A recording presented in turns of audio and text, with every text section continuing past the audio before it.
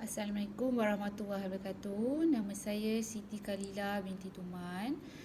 Nombor matrik 260234 daripada Space UM Johor Bahru.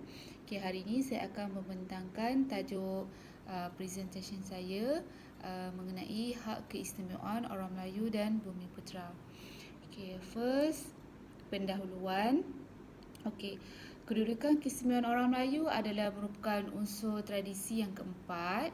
Okey, perkara 153 dia memberi tanggungjawab yang berat kepada Yang di-Pertuan Agong untuk memelihara kedudukan orang Melayu, keistimewaan orang Melayu dan Bumiputera termasuklah dekat negeri Sabah dan juga Sarawak.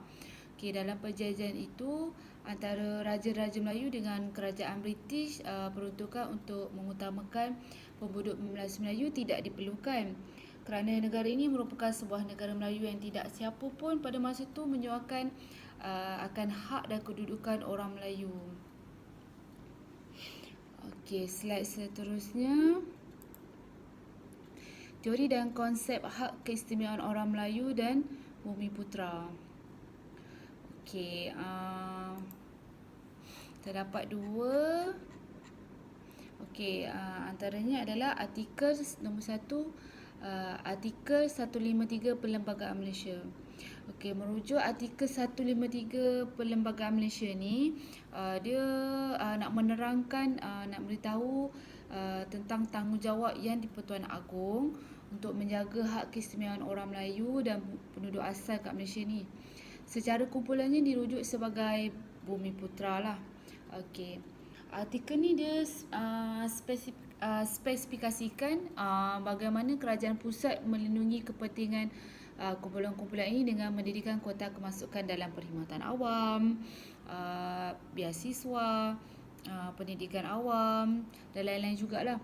Ia juga biasanya dianggap sebagai sebahagian daripada sosial kontrak dan biasanya dikatakan sebagai pertahanan legal bagi ketuanan Melayu mereka bagi adalah penduduk asal dekat Malaysia ni lah.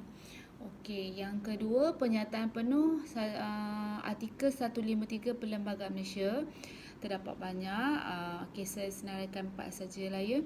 Okey, antara salah satunya adalah menjadi tanggungjawab Yang di-Pertuan Agong untuk melindungi keistimewaan orang Melayu dan anak negeri mana-mana antara negeri Sabah ataupun Sarawak dan kepentingan sah kaum lain mengikut peruntukan perkara ini. Okey, item yang kedua, walau apa pun juga dalam perlembagaan ini tetap tertakluk kepada peruntukan perkara 40. Okey, item yang 3, bagi menjalankan fungsi di bawah perlembagaan ini dan Undang-Undang Persekutuan mengikut fasa 1 hingga 3, Yang di-Pertuan Agong tak boleh lucutkan mana-mana jawatan daripada mana-mana jawatan awam yang telah dipegang olehnya. Yang keempat, perbezaan ketara artikel 153 Malaysia dengan artikel 153 Perlembagaan Singapura yang masing-masing menyebut mengenai hak keistimewaan orang Melayu. Artikel 153 Malaysia dia lebih spesifik dengan menjelaskan bagaimana hak-hak orang Melayu dan Bumiputera dipertahankan. Okey, slide seterusnya. Elemen dan dimensi hak keistimewaan orang Melayu dan Bumiputera. Okey, antara salah satunya adalah hak keistimewaan orang Melayu. Okey, sebelum kita mengulas dengan lebih lanjut, haruslah kita fahami iaitu apa itu orang Melayu. Okey, menurut Perlembagaan Persekutuan perkara 160, dia mendefinisikan orang Melayu sebagai orang yang pernah menganuti agama Islam.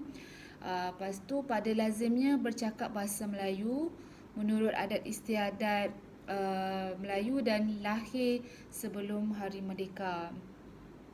Okey, hak keistimewaan orang Melayu juga, oleh itu jawatan yang dipegang Yang di-Pertuan Agong tidak merupakan hak keistimewaan orang Melayu tetapi dipegang oleh orang Melayu sampai bila-bila. Hak ini akan dipertahankan sampai bila-bila kecuali jika perlembagaan diubah ataupun dicabuli. Okey, yang kedua, isi kandungan hak keistimewaan orang Melayu merujuk kepada perjanjian lama. Orang-orang Melayu seperti tanah untuk orang Melayu. Dia apa? Tanah tu untuk orang Melayu saja. Hak untuk mendapatkan tanah dengan kebenaran oleh kerajaan negeri kerana pembukaan tanah adalah di bawah kawasan kerajaan negeri. Okey.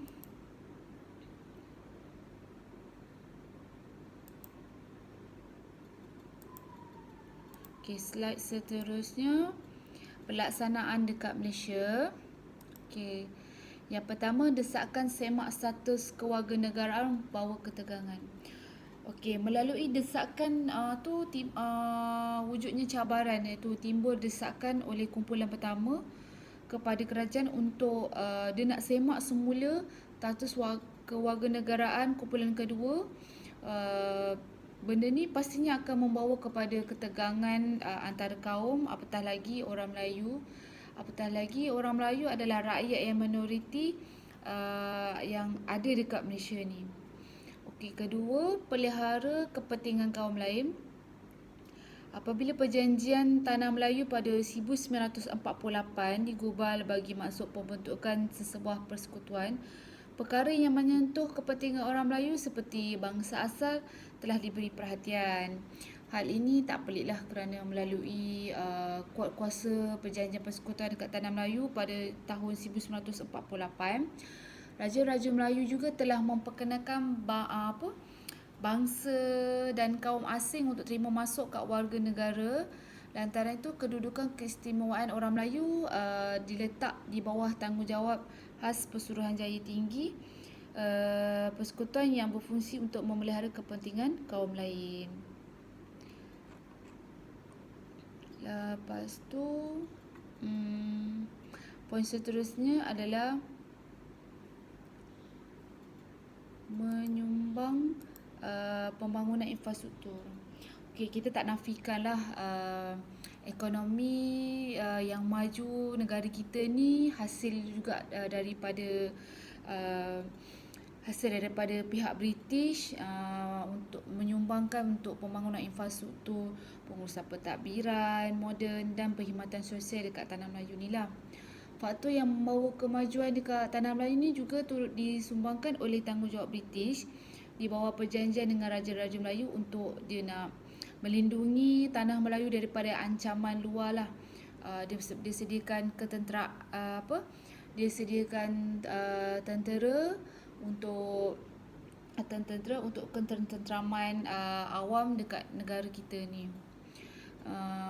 Pada asalnya pembangunan infrastruktur sistem pentadbiran moden ni dan wujud untuk menyokong aktiviti dan kepentingan British secara keseluruhannya kat Tanah Melayu ni. Tapi hal yang sama juga berlaku kepada anak-anak negeri dekat Sabah dan juga Sarawak.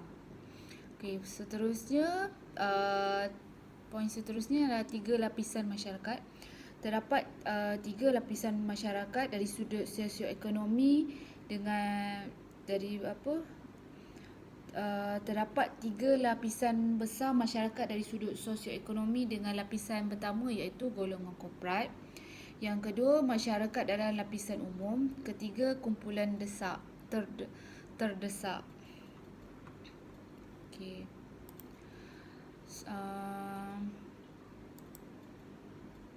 Seterusnya, kekuatan keistimewaan orang Melayu dan Bumi Putera.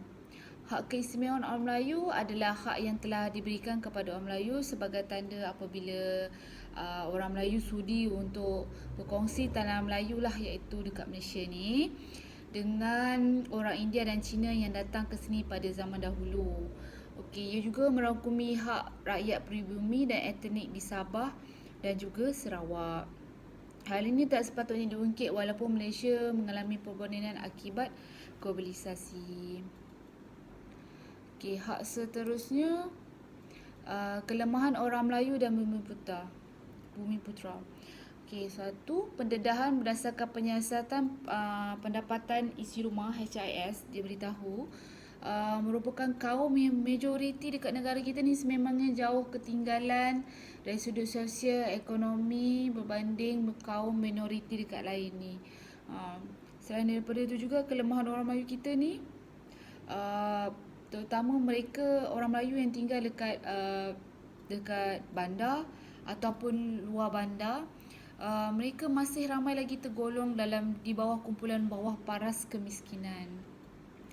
Selain daripada itu juga, orang Melayu juga tidak mempunyai pendapatan tetap dan pekerjaan yang tetap untuk menyara hidup. Okey, slide seterusnya, cadangan penambahbaikan ialah mengekalkan pembelajaran dalam bahasa Melayu. Okey. Apa yang sudah kita semua sedia maklum, bahasa Melayu merupakan pelajaran teras, tetapi pada masa kini pembelajaran dalam sains dan matematik telah diajar dalam bahasa Inggeris. Itu merupakan salah satu cabaran lah. Tetapi pada pendapat saya, mata pelajaran sejarah masih lagi diajar dalam bahasa Melayu. Jadi dalam bahasa Melayu, pada pendapat saya,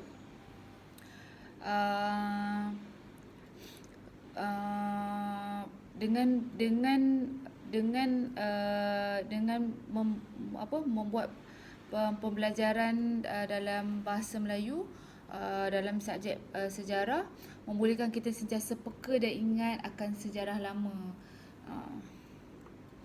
Okey, poin yang kedua, ahli parlimen perlu dikuasai orang Melayu. Pada pendapat saya, lebih wajar kalau ahli parlimen dikuasai lebih ramai orang Melayu, kerana lebih memberi semangat kepada orang Melayu untuk terus bersaing, untuk mengundi dan akan terus kekalkan hak sebagai orang Melayu dekat negara kita ni lah. Okey, yang ketiga, hak milik orang Melayu tanah hak milik orang Melayu perlu dikekalkan. Okey, kerana dia merupakan salah satu simbolik, dan juga tanah rezim Melayu adalah strategi kedaulatan dan keistimewaan bagi orang Melayu untuk menjamin ketuanan bangsa Melayu dekat bumi Malaysia. Bagi mencapai visi Malaysia yang sedang menuju strategi negara maju menjelang tahun 2020, penggunaan tanah jenis rezim Melayu yang menjadi komposisi terbesar kategori tanah di Malaysia perlu dioptimumkan sebaik mungkin bagi menjana pendapatan yang lebih tinggi kepada penduduk orang Melayu lah.